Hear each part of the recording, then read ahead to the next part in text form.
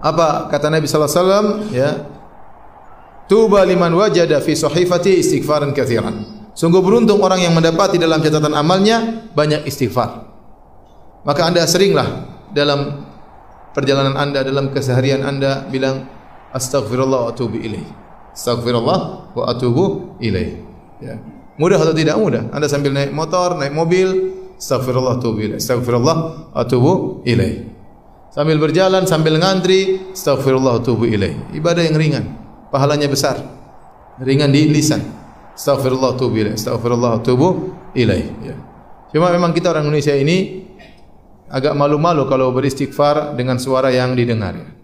Ya, karena sekitar kita jarang yang beristighfar, jarang yang berzikir. Tapi kalau saya di Arab Saudi, sering orang-orang awam, orang-orang tua, astaghfirullah, astaghfirullah, astaghfirullah.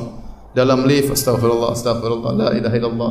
Biasa, itu biasa kita dengar. Kita di sini kalau misalnya di mobil, astaghfirullah, astaghfirullah.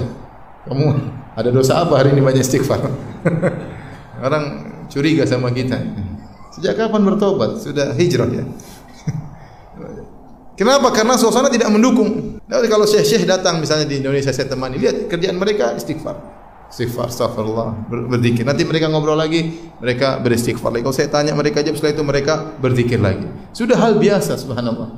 Kita tidak biasa, makanya antum hidupkan itu. Jalan astaghfirullah wa atubu ilaih, astaghfirullah wa atubu ilaih. Rabbighfirli wa tub alayya innaka tawwabur rahim. Ya. Allahumma ghfirli wa tub alayya, banyak ya. Jadi sering. Sungguh beruntung kata Nabi sallallahu alaihi wasallam orang yang nanti di hari kiamat mendapati catatan istighfarnya banyak.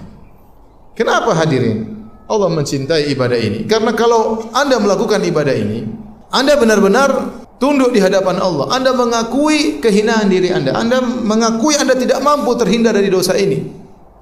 Dan pengakuan Anda, penghinaan diri Anda di hadapan Allah sangat dicintai oleh Allah Subhanahu wa taala. Karena itu bukti penghambaan Anda kepada Allah Subhanahu wa taala, mengakui kesalahan Anda.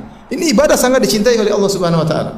Sampai begitu dicintai oleh Allah Subhanahu wa taala, Nabi pernah berkata, ya, laula lam tuthnibu la dhahaballahu bikum thumma jaa biqaumin yuthnibun fayastaghfirullah fayaghfirullahu lahum. Kalau kalian tidak berdosa, Allah akan binasakan kalian. Dan Allah akan datangkan generasi yang lain, kaum yang lain yang mereka berdosa kemudian mereka beristighfar kepada Allah Subhanahu wa taala. Jadi Allah suka jika Anda beristighfar kepada Allah Subhanahu wa taala. Ya. Antum harus senantiasa membasahi lisan antum untuk istighfar. Astaghfirullah wa atubu ilaih. Astaghfirullah wa atubu ilaih. Ustaz, saya enggak pernah bermaksiat. Siapa bilang? Ente bisa jaga pandangan ente. Ente bisa jaga lisan ente. Ente sudah tunaikan hak kedua orang tua ente. Ente sudah tunaikan hak istri, sudah tunaikan hak anak-anak. Ente salat sudah benar. Ente sudah pandai bersyukur kepada Allah. Enggak. Nabi salat sampai kakinya bengkak. Ditanya, ya Rasulullah, bagaimana Anda salat seperti ini? Telah diampuni dosa-dosa memang terlalu dan akan datang. Kata Nabi, afala akunu abdan syakuran. Kenapa aku tidak menjadi hamba yang pandai bersyukur? Oleh karenanya tatkala kita sadar kita banyak diliputi oleh dosa, setiap hari kita berdosa dan Allah mengatakan innakum tukhti'una bil-laili wan-nahar. Kalian berbuat maksiat siang dan malam. Ada maksiat yang kita sadari, ada maksiat yang tidak kita sadari. Maka seringlah kita beristighfar. Karena semakin kita banyak istighfar, semakin bertobat, kita semakin membuka kunci pintu kesuksesan di hadapan kita, di dunia maupun di akhirat.